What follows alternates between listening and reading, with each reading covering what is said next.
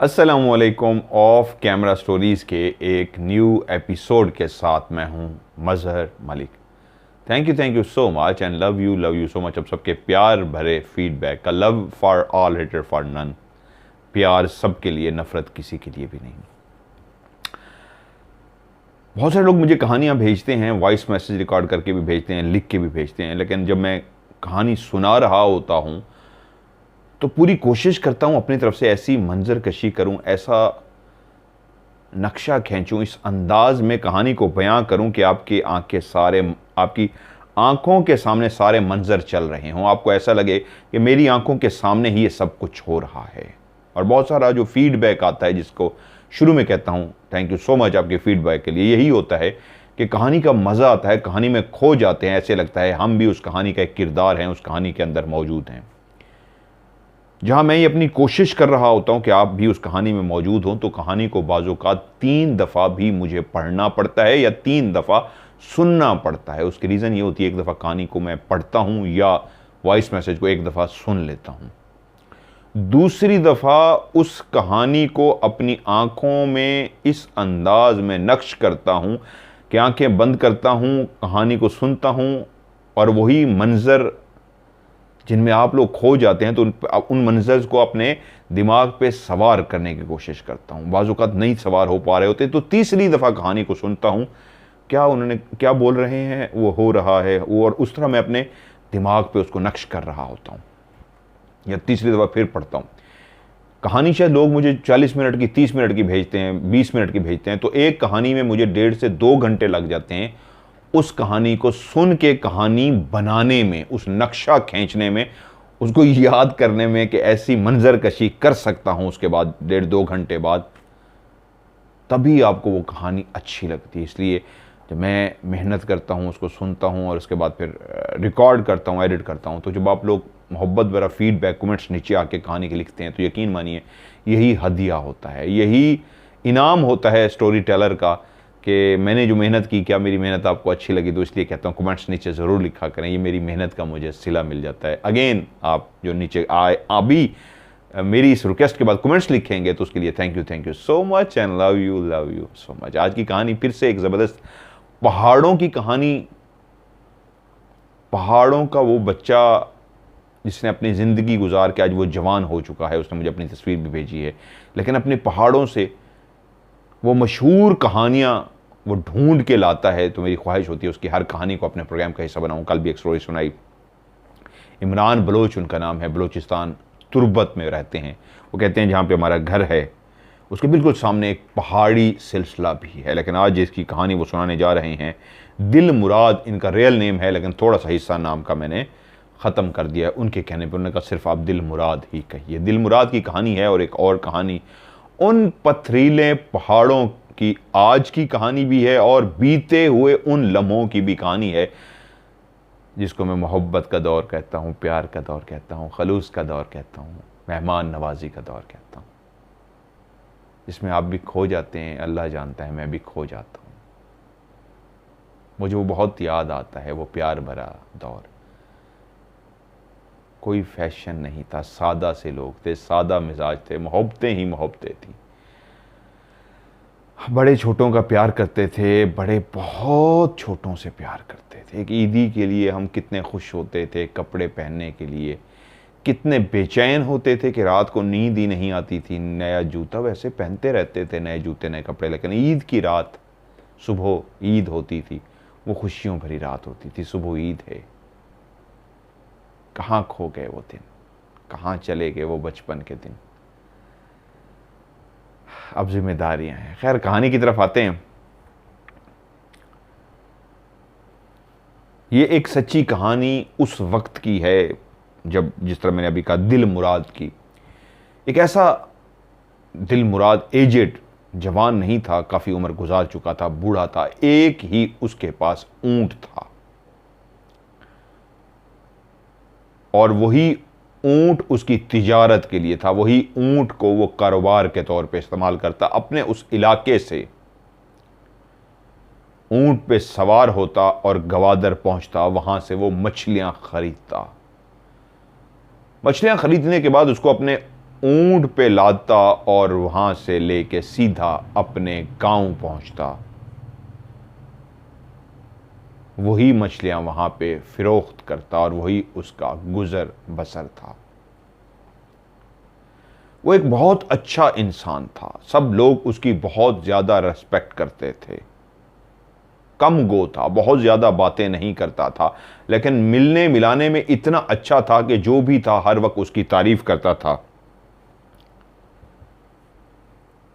कभी किसी से लड़ते नहीं देखा था, लेकिन उसके बारे में यह भी मशहूर था कि इसको गुस्सा नहीं आता। बहुत कम किसी ने उसका गुस्सा देखा है, लेकिन कुछ लोग कहते थे कि उसका गुस्सा ऐसा था कि उसको अगर जिच किया जाता, एक काम को बार बार किया जाता, तीसरी दफ़ा चौथी दफ़ा तो वो फिर शदीद गुस्से में आ जाता था। पहली दफ़ा मना करता, दूसरी दफ़ा थोड़ा सा सख्ती से मना करता, तीसरी दफ़ा वार्निंग वाले अंदाज में मना करता कि अब ना करना, नहीं तो मुझसे बुरा नहीं होगा।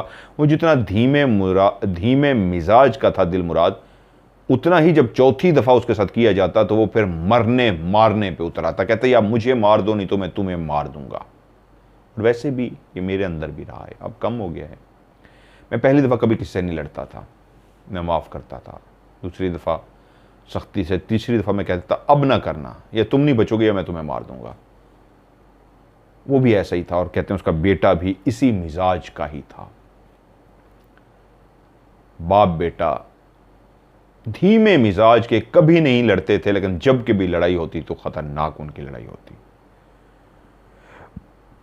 यूं ही जिंदगी गुजर रही थी। वो एक गरीब शख्स था, उन मछलियों को जो वो बेचता तो उससे वो जो गुजर बसर थी जिंदगी की वो करता था। घर कच्चा सा था, और वो इतना खुदा तरस इंसान था कि उस छोटे से गांव में जो पुराना वक्त था, वहां पे कोई गरीब आके मांगता, मछली लेता, तो पैसे ना भी होते तो उसको वैसे ही दे देता। ये वो लोग थे जो पैसे के लिए कारोबार नहीं करते थे। अल्लाह दे देता तो शुक्र अदा करते, और अगर कोई गरीब मुफ्त में भी ले जाता तब भी अल्लाह का शुक्र अदा करते कि आज तो कमाया कुछ नहीं, वो ऊपर जो है वो खुद ही रोजी दे देगा, वो खुद ही रिज्क भी दे देगा। जहां उसका ये छोटा सा काम था, ऊंट पे जाना और गवादर से मछलियां लेके आना, वहीं पे छोटी सी उसकी ज़मीन भी थी, और वो भी उसी जगह पे जहाँ की कहानियाँ मैं पहले भी सुना चुका, कल भी सुनाई। वो अभी भी कहते हैं बलूचिस्तान तुर्बत में सबसे मशहूर और भारी इलाका अब भी कहलाता है। उन्होंने मुझे इनवाइट किया कि आप अगर बलूचिस्तान आएँ तो मतलब सब हम आपको प्रोग्राम करवाएंगे, वहाँ पे आप आके देखिए कितना खौफनाक इलाका है। इतना भारी जगह है कि लोग आज भी वहाँ से शदीद डरते हैं। जिन वक्तों की कहानियां उन्होंने मुझे सुनाई और मैंने आपको सुनाई और आज भी सुना रहा हूं, उन वक्तों से लेकर आज तक वहां पे जिन्नात का बसेरा है। दिल मुराद की उसी ही भारी भरकम जो जिन्नात वाली जगह थी, जहां पे कल की स्टोरी भी सुनी, पहले भी सुनाया, वहीं उसी की भी ज़मीनें थी। वो गुजर के जाता अपने ऊंट पे, वो भी पानी लगाता अपनी ज़मीनों को, और जब सारी ज़मीनों को पानी लग जाता तो वो वापस आ जाता। महनाज की भी इस तरह की मैंने आपको कहानी सुनाई, कल भी एक कहानी सुनाई और आज भी आपको एक कहानी उसी तरह की सुना रहा हूँ। जो ज़मीनें होती हैं वहाँ पे गरीब लोगों की कोई मुरब्बे तो होते नहीं, 2 एकड़ 3 एकड़ 4 एकड़ ज़मीन होती है। तो ये सब जब एक ही जगह पे उनकी ज़मीनें होती हैं और ये रातों को पानी लगाते हैं तो सबके साथ कोई ना कोई वाक़या ज़रूर होता है, क्योंकि वो इसी एक ही रास्ते से गुज़र होता है। एक तरफ नहर है, एक तरफ ज़मीन है, और यही रास्ता है, आप गुज़र के जा रहे हैं, और ये वाली जो जगह है ये भारी भरकम जगह है। तो कैसे हो सकता है एक के साथ हुआ है दूसरे के साथ वाक़या ना हो। ऐसी ही एक दफ़ा गवादर से वो मछलियाँ लेके आया, बहुत थका हुआ था, लंबा सफ़र करके आया था। उसकी रूटीन बन चुकी थी, जब वो अपनी मछलियाँ बेच लेता, रोज़ाना की बुनियाद पे तो नहीं जाता था, चंद दिनों के बाद जाता था, लेकिन जब अपनी ज़मीन पे पानी लगाता था तो 1.5 से 2 घंटे पानी टाइम लेता था। 1.5 से 2 घंटे बाद उसकी ज़मीन में पानी लग जाता था, वो फिर पानी को बंद कर देता। हर बंदे की, जिस तरह मैं पहले भी बता चुका हूँ, पानी की एक बारी होती थी। उस दिन जब वो पहुँचा तो बहुत थका हुआ था, गवादर से आया था, ऊँट भी थका हुआ था। उसकी ख्वाहिश थी कि मैं आज सोऊं, लेकिन आज पानी भी लगाने के लिए उसने जाना था। ऊंट एक ऐसा पालतू उसके साथ जानवर था। उन लोगों ने जो उस वक्त ऊंट पाले होते थे, आज तो लोगों का ट्रेंड ही खत्म हो गया है, ऊँट पालने का। उस वक्त जो लोग ऊँट पालते थे उससे बेइंतहा, किसी भी जानवर को पालते थे उससे बेइंतहा मोहब्बत करते थे, उसका ख्याल रखते थे। और ऊँट भी इतने पालतू होते थे, चाहे गधा हो, ऊँट हो, बैल हो, घोड़ा हो, इतने पालतू समझदार होते थे, मानूस हो चुके होते थे अपने मालिक से, कि मालिक जब एक आवाज़ मुंह से निकालता या रस्सा पकड़ के इशारा देता तो जानवर समझ जाता मालिक क्या कह रहा है, और जानवर उसको फॉलो करता था। वो भी अपने ऊंट को लेके उसी रास्ते से जो काली तारीक रात थी, एक तरफ नहर बह रही थी, दूसरी तरफ ज़मीनें थीं, और वो अपने ऊंट के साथ चलता हुआ अपनी ज़मीनों की तरफ जा रहा था कि टाइम पे पहुंचूं और जाके पानी लगा सकूं। वो चलता हुआ उसी रास्ते से गुजर रहा था जिसके लेफ्ट साइड पे वो भारी जगह थी। बाकियों के साथ पाला पड़ा था या नहीं पड़ा था वो बेचारा नहीं जानता था दिल मुराद, क्योंकि उसके साथ आज तक कुछ नहीं हुआ था। ये लोग कई कई मील पैदल चलने वाले लोग थे, हर चीज़ खा लेते थे, कभी मोटे नहीं होते थे, पैदल इतना चलते थे। वो भी पैदल चलता हुआ चलता अपनी ज़मीन तक पहुंचा, एक दरख्त के साथ अपने ऊंट का रस्सा बांध दिया, ज़मीनों के अंदर पानी को लगाया, और उसको पता था कि 1.5 से 2 घंटे लगेंगे पानी लगने में। तो उसने कहा मैं शदीद थका हुआ हूँ, सो जाता हूँ। तो जहाँ ऊंट बांधा उसके बिल्कुल करीब ही ये जो कंधे पे साफ़ा सा रखते थे उस दौर में लोग, आज भी बहुत सारे लोग रखते हैं, उसने वो साफ़ा ज़मीन पे बिछाया और आंखें बंद की। आंखें बंद करते ही वो नींद की आगोश में चला गया। इंसान जब थका हो तो ये सच है, मेरी ज़िंदगी के बहुत सारे वाक़यात हैं, कांटों पे भी नींद आ जाती है, ये मेरे साथ हुआ है ज़िंदगी में। पत्थर थे नीचे, शदीद पत्थर कमर के नीचे, कि मैं ज़िंदगी में बैठ भी ना सकूं, मैं सो गया हूं, इतनी शदीद नींद आई थी। वो भी उस कच्ची ज़मीन पे सो गया। अभी उसको सोए हुए कुछ ही देर गुजरी थी कि उसकी आंख जब खुली है तो उसको महसूस हुआ है उसकी टांगों के ऊपर किसने छलांग लगाई है। गहरी नींद वो सोया था, थका था, आ रहा था। अगर हल्की फुल्की छलांग होती तो वो कभी भी ना जागता। रात की उस तारीकी में, उस सन्नाटे में, उस खामोशी में, जहां एक तरफ पानी का कहीं शोर सा हल्का सा बहने का, या मछली कहीं ऊपर से छोटा सी छलांग लगाती है, झींगड़ बोल रहा है, वही रात का समा है, लेकिन उसको कोई परवाह नहीं, उसको एक नींद की परवाह है। वो सोया है, वो कभी ना जागे। जब जोर से छलांग उसके ऊपर लगाई गई, आंख खुल गई, झटका लग गया और वो उठ गए, एकदम से बैठ गया कि ये क्या हुआ, कौन है, एकदम से उसके मुंह से निकला। वो अपनी हिफाजत के लिए हमेशा एक चीज अपने साथ रखता था और वो थी द्रांति, जिसको इंग्लिश में मोड कहते हैं। मोड, द्रांति, पीछे लकड़ी का एक दस्ता होता है और आगे गोल सी बड़ी होती है। बहुत सारे लोगों को इसके बारे में पता होगा, घास काटते मर्दों या औरतों को देखा होगा, ऊपर से घास पकड़ के इस द्रांति के साथ घास को काट रहे होते हैं। बहुत तेज धार होती है, बहुत तेज धार होती है। ये इसलिए तेज धार रखी जाती है घास काटने के लिए, चीज़ें काटने के लिए, ऊंट के लिए, चारे के लिए उसको इस तरह की ज़रूरत पड़ती थी। हमेशा अपने साथ रखता था और जब वो सोता था तो इस द्रांति को, मोड़ को अपने साथ ही रखता था। जब उसकी आंख खुली तो उसने कहा कौन है, हाथ में उसने वो द्रांति पकड़ ली। रात का ऐसा पहर जब उसके ऊपर किसने छलांग लगाई तो उसने उठते ही पूछना था कौन है, डरना भी था। तो इधर उधर देखा, कोई भी नहीं। तो देखा सामने एक काली बिल्ली बैठी हुई है। उसने बिल्ली को देखा, उसने कहा क्या यार, मैं गहरी नींद सोया हूँ, इस बिल्ली ने आके नींद ही मेरी खराब कर दी है। उसको पत्थर उठा के, जैसे डराते हैं ना, मारते हैं, इस अंदाज में उसने पत्थर उठा के उसको डराने के लिए पत्थर मारा, का भाग यहाँ से, सोने दे मुझे, कहाँ से आ गई है तू। और उसके बाद फिर से वो लेटा और आंखें बंद करते ही सो गया। अभी सोए हुए थोड़ी ही देर गुजरी थी कि पहले से ज्यादा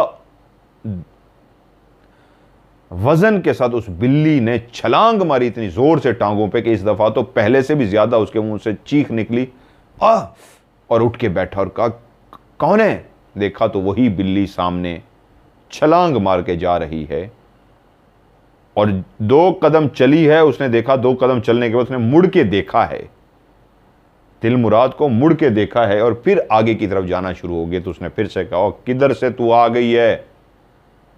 तेरा दिमाग ख़राब है, मैं थका हुआ, मुझे सोने दे। दिल कर रहा है मुझे तो पत्थर उठा के मारूं, तेरा सर फाड़ दूं, तू पता नहीं कहाँ से आ गई है, मैं इतना थका हुआ, तू मुझे सोने ही नहीं दे रही। बिल्ली आगे बढ़ गई है। फिर से वो सोया और गहरी नींद में जैसे ही गया तो फिर से बिल्ली ने इस दफ़ा ना सिर्फ उसके टांगों के ऊपर छलांग मारी है, बल्कि टांगों पे छलांग मारती हुई उसके पेट के ऊपर से गुजरती हुई गई है। जैसे उसकी टांगों पर उसने जोर से छलांग मारी है तो इस दफ़ा वज़न इतना ज़्यादा था जैसे बिल्ली का वज़न एक इंसान के बराबर हो, भारी भरकम वज़न। वही बिल्ली ने जब टांगों में छलांग मारी है तो छलांग मारती उसके पेट के ऊपर आ गई है और पेट के ऊपर से जल्दी से नीचे उतरी है। वो एकदम से उठ के बैठा और उसने कहा, यार इस बिल्ली ने क्या मेरा जीना हराम कर दिया, मैं नींद से बुरी हालत, और इतना वज़न इस बिल्ली का, इतनी भारी तो ये नहीं लग रही, ये तो ऐसा था मेरे पेट पे जैसे कोई इंसान चढ़ गया, इतनी भारी भरकम बिल्ली। उसने गुस्से में एक बड़ा सा पत्थर उठाया और बिल्ली को यूं मारा। वो पत्थर बिल्ली को नहीं लगा, लेकिन बिल्ली अपनी जगह पे सामने जाके बैठ गई।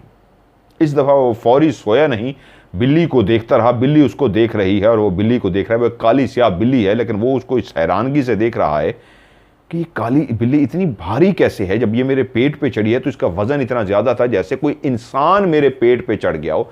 क्या बाकी बिल्ली का इतना वज़न हो सकता है? ये बिल्ली ही है या ये क्या मखलूक है? ये कोई और चीज़ तो नहीं है, ये क्या है?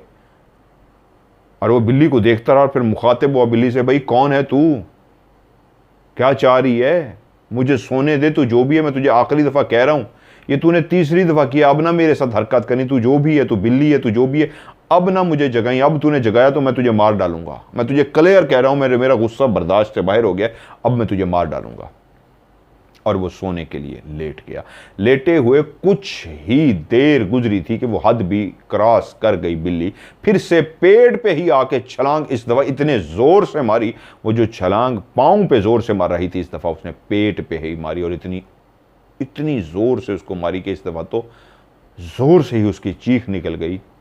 और जैसे ही चीख निकली तो बिल्ली अभी उसके पेट पे ही थी और उतरने लगी थी, तो उसने वहीं से बिल्ली को पकड़ लिया। इतना वो गुस्से में था कि जान भी चुका था कि वजनी भार, इतना वजन किसी बिल्ली का नहीं हो सकता, कोई और मखलूक ना हो, लेकिन गुस्सा इतना दिमाग पे सवार हो चुका था। ये वही दिल मुराद था जो 3 दफ़ा कहता था, चौथी दफ़ा सर फाड़ देता था। उसने अपनी दरांती उठाई और पकड़ के बिल्ली के सर पे इतना जोर से वार किया, गर्दन ही अलग कर दी। इतनी जोर से उसने वार किया कि धड़ वो जा गिरा और उसका जो सर था बिल्ली का उसके हाथ में ही रह गया और धड़ नीचे गिर गया। उसने टांग मार के धड़ को और दूर गिरा दिया कि उसमें से खून निकल रहा था, मेरे ऊपर ना आए। वो शदीद गुस्से में आ चुका था और उस सर को गुस्से में देखा और कहता है, तुझे कितनी दफ़ा कहा मुझे ना छेड़, मैं पागल हुआ हूं नींद से और तू मुझे छेड़ी जा रही है। वो ऐसा जालिम था नहीं, लेकिन उसने 3 दफ़ा माफ़ किया था। वो अब बर्दाश्त से बाहर उसके हो चुका था। आप लोग समझ रहे होंगे क्यों वो इतना जालिम था, आगे आपको क्लियर होगा। वो जालिम नहीं था। उसने सर को उसी तरह ही हाथ में पकड़े पकड़े सर नीचे ज़मीन पर रखा और सो गया। अभी सोए हुए 5-10 मिनट ही हुए होंगे, थोड़ा ही टाइम हुआ होगा कि वो गहरी नींद में चला गया था, थका हुआ था कि इस दफ़ा उसकी आंख खुली तो उसका ऊंट इतना ऊंचा ऊंचा बोल रहा था, रस्सा तुड़वाने की कोशिश कर रहा था, इतना बेचैन था, बोले जा रहा था जैसे ऊंट किसी शदीद खौफ में आ गया हो। और ऊंट इतना ज़्यादा कभी नहीं बोलता था जब जिस तरह आज रात को बोल रहा था। एक रात की तारीकी, एक शख्स सोया हुआ और ऊंट चिल्लाए जा रहा हो तो इंसान हड़बड़ा के उठ बैठता है। अभी तक सर हाथ में था और हड़बड़ा के उसने आंखें खोली तो देखा ऊंट उसका मचल रहा है, अपनी जगह पे खड़ा हुआ है, बैठा हुआ नहीं, और मचल रहा है। अजीब सी बेचैनी है ऊंट के ऊपर। और उसने आवाज़ दी अपने उस जानवर को जो उसकी आवाज़ से मानूस था, इश इश इश, कि चुप कर जाओ। लेकिन ऊंट आवाज़ सुन के भी बेचैन ही रहा। तब वो समझा ये क्या हुआ है और उसने साइड पे मुड़ के देखा जिस तरफ ऊंट देख रहा था। तो फिर उसने देखा उसके इर्द गिर्द, सिर्फ ऊंट वाली जगह को छोड़ के इर्द गिर्द लाल सुर्ख आंखें ही आंखें हैं जो चमक रही हैं। और ये 1-2 आंखें नहीं, सैकड़ों की तादाद में ऊपर नीचे आंखें ही काली आंखें हैं। नज़र कोई नहीं आ रहा, लेकिन शदीद लाल सुर्ख आंखें हैं जो जल बूझ रही हैं। और फैली हुई हैं, वो मुड़ के बैठ गया और सारी आंखों को देखना शुरू हो गया कि ये क्या हो रहा है, ये आंखें कौन हैं। तो एकदम से वो डर गया। पहले ऊंट को इस तरह बेचैन देख के समझ गया था कि ऊंट डर गया है, ऊंट के साथ कोई मसला हो गया। और साथ ही जब मुड़ के देखता है तो इतनी आंखें आपके इर्द गिर्द हो, दूर दूर तक नजर आ रही हो आंखें, ऊपर नीचे आंखें, उनके वजूद अगर थे तो उसको नजर नहीं आ रहे थे उनके वजूद, लेकिन वो आंखों को देख पा रहा था जो उसके सामने बंद हो रही थी, लाल सुर्ख आंखें। तो एकदम से घबरा गया और घबराए हुए लहजे में कहा, कौन हो तुम, क्या क्या चाहते हो मुझसे। तो वहीं पे एक वजूद जो पतला सा था, बहुत लंबा सा था और उसकी आंखें भी लाल थीं, वो एक साए की तरह ह्योला सा था, एक वजूद सा था, जिस्म नहीं था इस तरह इंसान का जिस्म होता है, एक सिर्फ ह्योला, एक परछाई, एक साया सा, काला सा, बहुत लंबा सा, 8-10 फुट लंबा, वो उसके सामने आके चलता हुआ आया है और आके खड़ा हो गया है। और वो उससे मुखातिब हुआ है कि सर मुझे दे दो। तो उसने यूं सर की तरफ देखा और उसको कहा, क्यों, ये तुम्हें क्यों दे दूं। उसने कहा, तुमने हमारे एक भाई को मार डाला है, जिसका सर तुम्हारे हाथ में है, ये कोई बिल्ली नहीं, ये हमारा ही एक भाई है जो बिल्ली के रूप में था और तुम्हारे साथ खेल रहा था और तुमने उसको काट ही डाला है। ये हमें दे दो, हम इसका सर जाके, इसका धड़ जाके दफन करते हैं। वो एकदम समझ गया, पहले भी अंदाजा हो गया था, इतना भारी भरकम वजूद बिल्ली का नहीं हो सकता, ये किसी और मखलूक का ही है।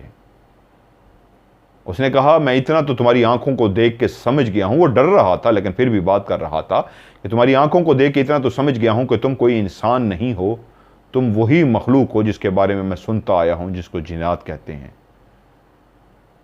मैंने इसको कभी ना मारता। हां, अगर ये किसी रूप में भी था तो मैंने इसको 3 दफा कहा है, मुखातिब होके कहा है। ऐसा नहीं है कि इसको पकड़ा है और मार डाला है। मैं शदीद गहरी नींद सोना चाहता था, थका हुआ था। इसने पहली दफा किया, मैंने माफ किया, दूसरी दफा भी कहा, माफ किया, और इस्लाम कहता है तीसरी दफा भी रोको और कोई नहीं रुकता तो उसको मार डालो। मैं तो इसको 3 दफा वार्निंग दी और इसको ये कह दिया तीसरी दफा कि इस दफा तुमने मेरे साथ हरकत की, मैं तुम्हें मार डालूंगा। तो मैं गुनहगार नहीं हूं। अगर ये तुम्हारा भाई था, अगर ये कोई जिन था और बिल्ली के रूप में था, तो तीसरी दफा तो इसको समझ जाना चाहिए था। और मैं अपनी इस बात पे कायम हूं। मैंने इसको तीसरी दफा भी कहा है कि मैं सोना चाहता हूं, मुझे सोने दो, और ये मेरे पेट पे छलांगे मार रहा था। मैं इतना जालिम नहीं हूं कि किसी जानवर को मार दूं। कोई जानवर आपको एक दफा तंग करता है, दूसरी दफा तंग नहीं करता। दूसरी दफा तंग करे भी सही तो आप उसको पत्थर मारें, दौड़ाएं तो वो भाग जाता है। तो आपके भाई ने तो तीसरी दफा भी हरकत की है। मैंने तीसरी दफा भी उसको नहीं मारा। जब इसने चौथी दफा मेरे साथ हरकत की है तब मैंने इसको मारा, इसलिए मैं मुजरिम नहीं हूं। उन लोगों ने कहा, ठीक है, हम तुम्हारी बात को सच मान लेते हैं, लेकिन ये हमारे हवाले कर दो ताकि हम इसकी दफन कर सकें। ये तुम्हारे हाथों मर चुका है। उसने कहा, मैं ऐसे तो तुम्हें ये नहीं देने लगा, इतना तो मैं जान गया हूं, जितनी तादाद में तुम आ गए हो, तुम मुझे मार दोगे, तुम मुझे छोड़ने तो नहीं लगे। इतना आसान नहीं है कि मैं तुम्हें दे दूं और तुम मुझे छोड़ दोगे। जाने अनजाने में तो ये मुझसे हो गया है, लेकिन ऐसे मैं नहीं दूंगा तुम्हें। और उसी वक्त वो उठा अपनी जगह से और अपना वो जो ऊंट अभी तक उसी तरह बोले जा रहा था, उसी तरह बेचैन था, उसी तरह पहले से ज्यादा उछल कूद कर रहा था, उसने उसका रस्सा दरख्त के साथ से खोला। और अभी वो रस्सा खोल ही रहा था कि वो जो ऊंट होता है उसके नाक वाले हिस्से के अंदर रस्सा बांधा जाता है ताकि उसको जब हल्का सा हिलाया जाए तो वो फॉलो कर लेता है, क्योंकि उसको नाक फॉलो करे तो वो ज़ोर से फिर खींचते हैं और उसको तकलीफ़ होती है, फिर बात मान लेता है। लेकिन उस वक्त उस ऊंट ने इतनी तकलीफ़ में था, इतने खौफ में था कि उस रस्से की भी परवाह किए बगैर उसने रस्सा तुड़वा दिया है। नाक से टूटा है, क्या हुआ, उसने अपनी आंखों से देखा है कि वो ऊंट रस्सा तुड़वा के भाग गया है, क्योंकि वो चाहता था सर अपने हाथ में रखे और ऊंट पर सवार होकर यहाँ से चला जाए। क्योंकि वो एक बात तो फैसला कर चुका था, ये मुझे वैसे मार देते हैं मार दें, लेकिन मैं डर के नहीं भागूंगा कि दौड़ लगा दूं। तो इसलिए वो अपने ऊंट पे सवार होना चाह रहा था। ऊंट ही रस्सा तुड़वा के भाग गया। अब वो मुड़ा और उसने फिर से कहा, ये मुझे दे दो। उसने कहा, मेरा ऊंट तुम्हारे खौफ से डर के भाग गया है, मुझे पता है। लेकिन ये मैं तुम्हें अब एक शर्त पे दूंगा, तुम अगर मेरे साथ वादा करो, मुझे कसम दो हज़रत सुलेमान अलैहिस्सलाम की कि तुम मुझे नुकसान नहीं पहुंचाओगे, तो फिर मैं तुम्हें देने को तैयार हूं। जब तक तुम मुझे हल्फ नहीं दोगे मैं ये तुम्हारे हवाले नहीं करूंगा, इसको अपने साथ लेके जाऊंगा। तो मुझे वैसे मारना चाहते हो मार दो, तुम बहुत ताकतवर हो, बहुत ताकत रखते हो तुम, और इतने ज्यादा तादाद में हो, मैं तुमसे लड़ नहीं सकता। जिन्नात को अल्लाह ताला ने इंसान से ज्यादा ताकत दी है। फैसला तुम्हारे हाथ में है, या तो मुझे माफ करो और कसम दे दो तुम्हें ये तुम्हारे हवाले कर देता हूं, या फिर इसके साथ ही मुझे मार दो, ये तुम्हें मैं नहीं दूंगा। जिन्नात के उस शख्स ने जो सामने खड़ा था, जिसकी आंखें लाल सुर्ख थीं और उसका सिर्फ वजूद था, बाकी अभी तक आंखें दूर दूर तक, दरख्तों के ऊपर भी आंखें थीं, दरख्तों के तनों में आंखें भी थीं, हवा में भी आंखें थीं, हर जगह पे आंखें थीं, वो सारी आंखें वहीं पे मौजूद थीं। लेकिन बात वही शख्स कर रहा था जिसका साया एक लंबा सा 8-10 फुट का कद था। उसने कहा ठीक है, मैं हज़रत सुलेमान अलैहिस्सलाम का कसम खाता हूं कि हम तुम्हें कुछ नहीं कहेंगे। और यूं उनके बीच में ये एक मुआहदा हो गया कि वो सर हवाले करता है और जिन्नात उसको कुछ नहीं कहेंगे। जब उसने कसम खा ली तो उसने वो सर उनके हवाले कर दिया, और वहाँ से जब देखा कि उन्होंने सर लिया और वो आंखें बाकी जितनी थीं वो सारी की सारी गायब हो गईं, वही एक लंबा सा शख्स जिसके कद 8-10 फुट था, जिसकी आंखें सिर्फ नज़र आ रही थी, बाकी काला सा एक वजूद सा था, वो हाथ में सर लेके, बिल्ली का सर लेके, दूसरे हाथ से उसने बिल्ली का धड़ उठाया। एक हाथ में बिल्ली का धड़ था और एक हाथ में बिल्ली का सर। वो मुड़ा, और जैसे ही वो मुड़ा तो वो बाकी आंखें भी जो नज़र आ रही थी दिल मुराद को, वो सारी आंखें गायब हो गईं। और ये शख्स भी उसके सामने चलता हुआ अजीब से अंदाज में चल रहा था। जब ये चल रहा था तो उसके चलने की आवाज़ एक पाँव की आवाज़ नहीं थी, ऐसा लगता था जैसे हज़ारों बड़े बड़े बूट पहने हों, जैसे भारी भरकम लॉन्ग शूज़, भारी भरकम, या फौज जो होती है चल रही होती है तो डज डज डज चलने की आवाज़ आती है, तो इस तरह भारी भरकम आवाज़ें थी डज डज चलने की, और कई लोगों की थी, यानी कि मिल के कोई हज़ारों सैकड़ों लोग थे जिनके चलने की इस तरह की डज डज डज ज़मीन पे आवाज़ आ रही थी। और वो चलते हुए जा रहे थे, नज़र सिर्फ वही एक काला साया आ रहा था जिसके हाथ में सर और धड़ था, वही चलता हुआ डज डज था, और आवाज़ें कई ज़्यादा थीं।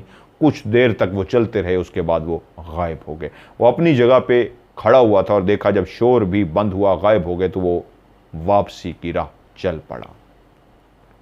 थोड़ी ही दूर गया तो रास्ते में उसको उसका ऊंट भी मिल गया, जो अभी तक खौफ में मुब्तला था, जो परेशान था। उसने अपने ऊंट को साथ लिया और अपने घर चला गया।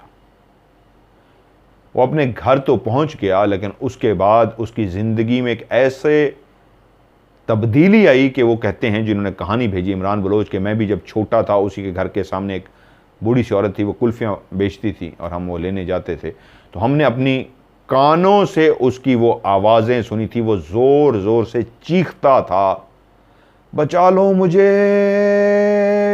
मुझे बचा लो, मुझे बचा लो, और वो धाड़े मार के रोना शुरू कर देता, वो आ गए हैं, वो सब आ गए हैं, मुझे बचा लो। ये आवाज़ें वो कहते हैं इमरान बलोच मैंने भी सुनी है, और पूरे गांव वालों ने उसकी वो आवाज़ें सुनी थी।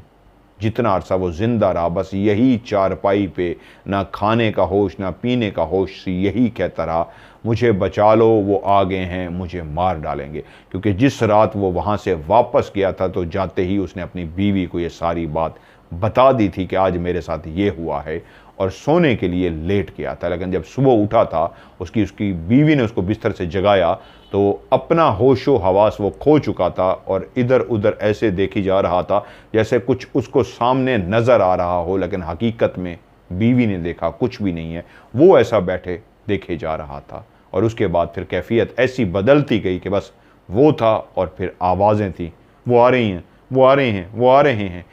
ये भी आवाज़ें तेज़ होती गईं तो फिर चीखो पुकार में बदलती गईं, मुझे बचा लो, मुझे बचा लो, वो मुझे मार देंगे, वो आ गए हैं। और बस यही आवाज़ें, और एक खौफ का समा वो कहते हैं गांव वालों ने उसके अंदर देखते रहे।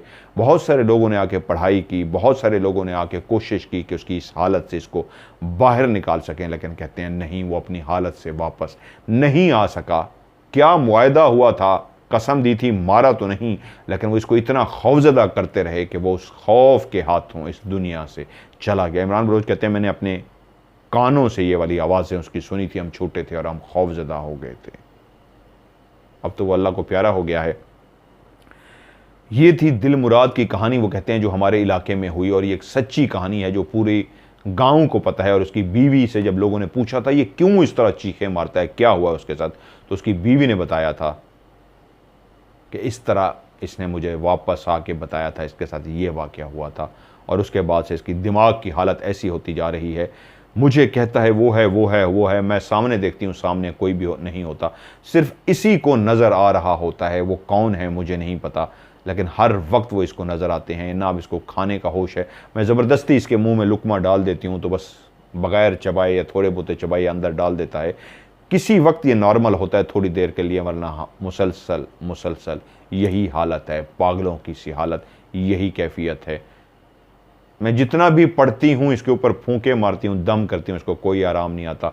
लोगों ने आके भी कोशिश की, दम किया, लेकिन वो ठीक नहीं हो सका, यहाँ तक कि अल्लाह को प्यारा हो गया।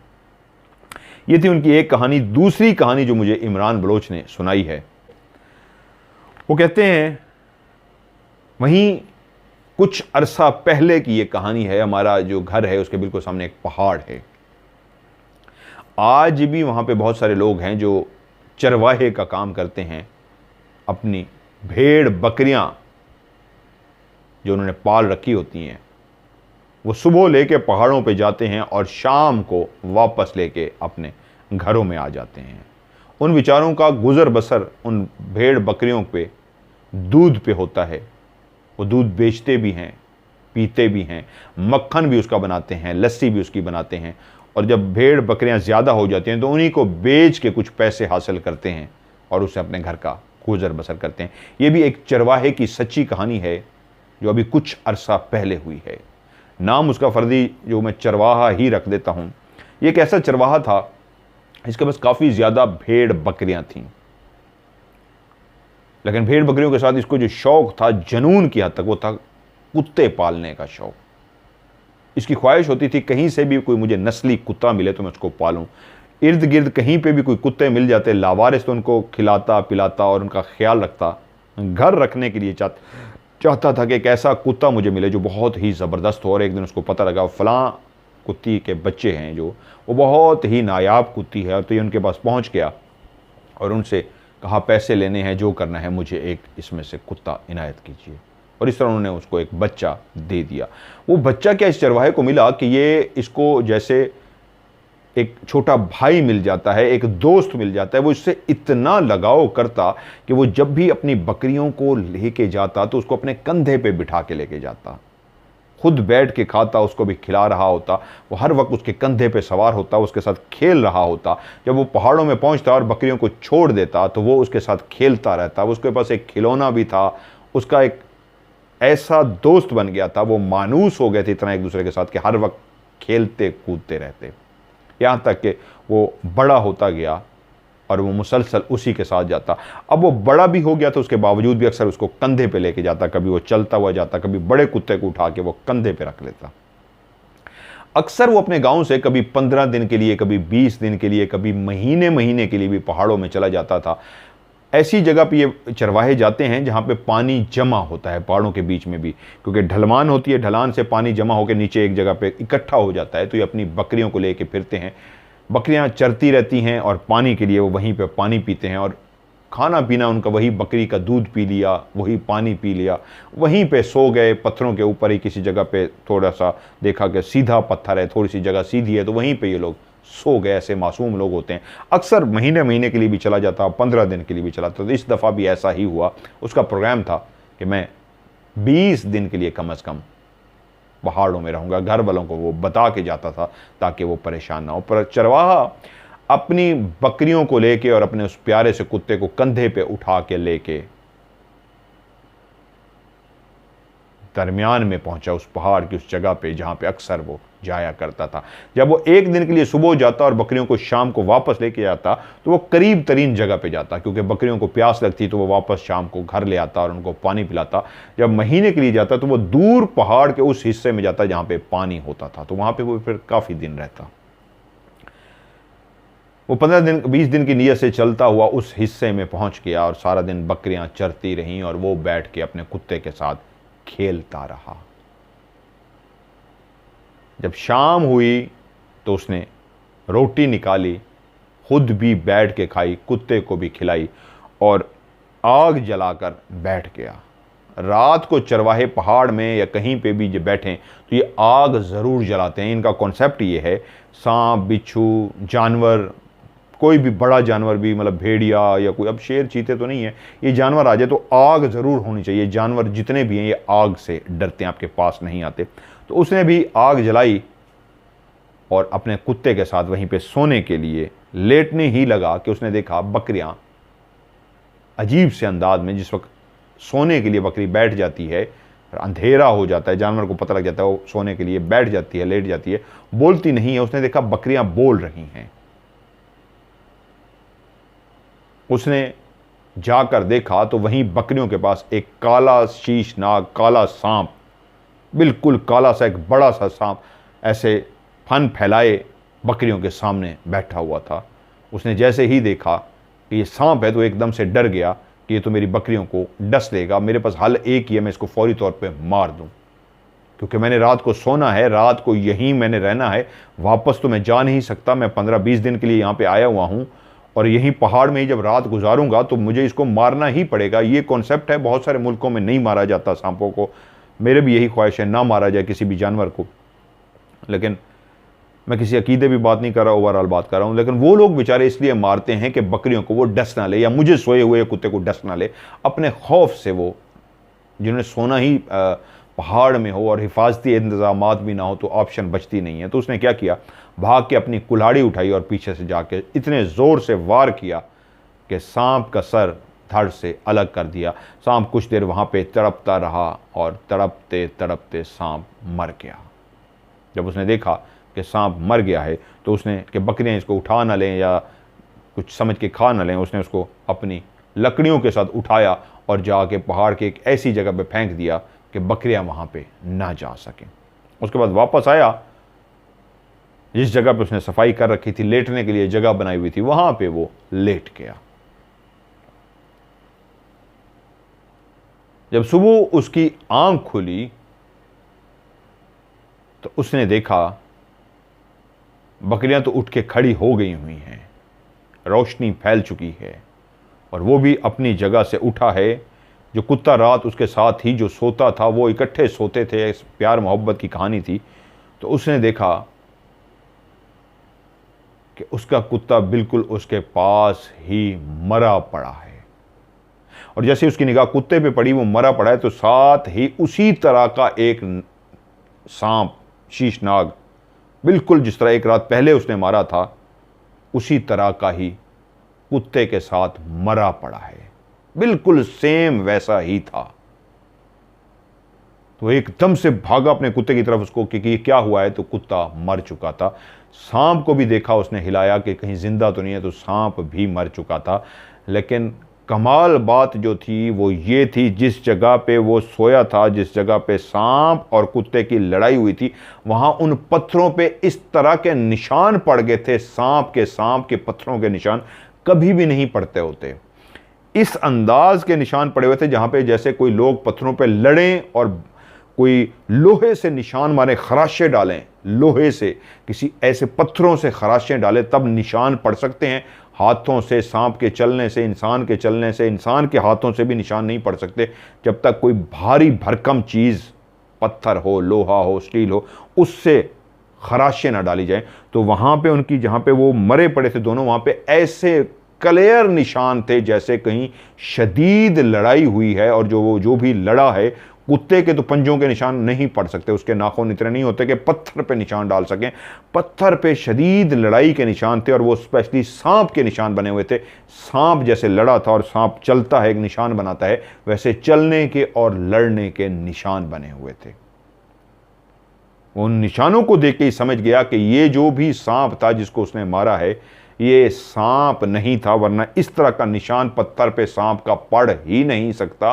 रात जब हम आए थे यहाँ पे कोई निशान नहीं था, जब मैं सोने लगा था कोई निशान नहीं था, जब मैं मार के आया था तब भी निशान नहीं था, जब मैंने आग जलाई हुई थी।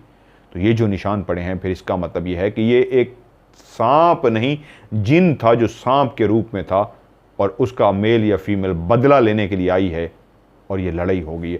वो भागता हुआ गांव वालों के पास गया, दूर जो करीब गांव पड़ता था उनको बुला के लाया कि आओ मेरी मदद करो, मेरा भाई मर गया है।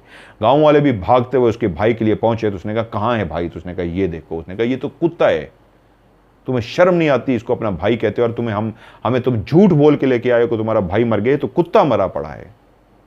तो उसने कहा तुम नहीं जानते ये कुत्ता है, ये मेरा भाई है, मुझे पता है ये मैं इससे कितना प्यार करता था, ये मेरा कितना भाइयों की तरह था। उसकी वफा चेक करो कि उसने लड़ते लड़ते जान दे दी, लेकिन मेरे ऊपर आंच नहीं आने दी। मैं सोया हुआ था, वो चाहता तो भौंक भौंक के मुझे जगा भी सकता था, लेकिन वो उसके साथ लड़ पड़ा, यहां तक कि लड़ते लड़ते मर गया। उसकी वफा चेक करो, आज भाई भाई के लिए जान नहीं देता, लेकिन वो मेरा कैसा कमाल भाई था कि उसने मेरे साथ जान दे दी। और ये निशान देखो ये क्या है। गांव वाले भी वो निशान देख के हैरान रह गए सांप के। उन्होंने कहा नहीं, ये सांप नहीं था जिसने उसको मारा है, ये कोई जिन था जो सांप के रूप में था। उसने पूछा, जान तो वो भी गया था, कि तुम लोग कैसे कह सकते हो वो सांप नहीं था? उसने कहा ये पत्थरों के ऊपर इस तरह के निशान सांप के पड़ ही नहीं सकते, ये इतने गहरे निशान हैं कि ये मिटेंगे नहीं। कोई मिटाना भी चाहेगा तो फिर भारी भरकम कोई चीज़ लेके आए और बड़ी बड़ी मुश्किलों से ये निशान ख़त्म होंगे। ये जिस चीज़ के भी निशान हैं बने हुए तो सांपों के निशान है, सांप के चलने के और इस तरह के लड़ाई के निशान हैं, लेकिन सांप ऐसे निशान नहीं डाल सकता। तो समझ जाओ ये कोई और ही मखलूक थी जो सांप के रूप में थी। तुमने क्या किया था? तो उसने बताया ऐसे रात एक सांप मेरे साथ आया था और पूरा वाकया सुनाया, और उसके बाद लगता है उसका ये पार्टनर ही था जो बदला लेने के लिए आया था। और उसके बाद उसने अपने उस छोटे भाई को दुखी दिल के साथ, रोते दिल के साथ उठाया और उसको वहीं पहाड़ों में दफन किया और अपनी बकरियों को लेके वापस आ गया। कमाल बात यह है जो मुझे इमरान बलोच ने बताई है कि आज भी वो जो निशान हैं सांपों के वहीं पे पहाड़ों में मौजूद हैं और भी ख़त्म नहीं होंगे। मैं अपने किसी भाई या दोस्त को भेजता हूँ, वो वीडियो बना के वहाँ पे लाता है, मैं आपको वीडियो सेंड करूँगा। आप तमाम ऑफ कैमरा स्टोरी सुनने वालों को भी वो निशान दिखाइएगा। वो निशान देखते ही सारे समझ जाएंगे ये किसी सांप के नहीं, जिन्नात के निशान हैं जो उन्होंने सांप का रूप धार के वहाँ पे बनाए हैं। और एक और बात भी आखिर में आपको बताता हूँ, जो जब जिन्नात जिनको अल्लाह ताला ने बहुत ज़्यादा ताकत अता की है, जब वो जिन के रूप में हो तो उसकी वो ताकत नहीं होती जो असल में जिन की ताकत होती है। वो सिर्फ जिन्नात वाली ही ताकत रखते हैं। हाँ, अगर जिन के रूप में वो गायब हो जाए ये कर सकता है, वरना इसके अलावा सिर्फ डस सकता है, काट सकता है, वो और ताकत अपनी इस्तेमाल नहीं कर सकता।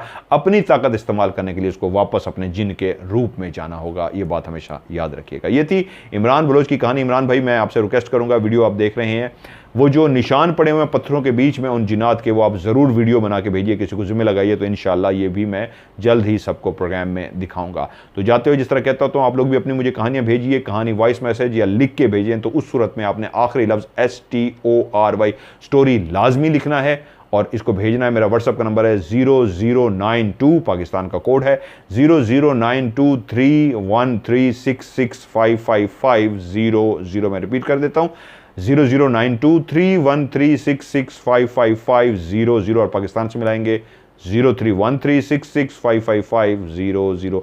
आज की ऑफ कैमरा स्टोरी से मज़हर मलिक को दीजिए इजाज़त। अपना ढेर सारा ख्याल रखिएगा। खुदा हाफिज़।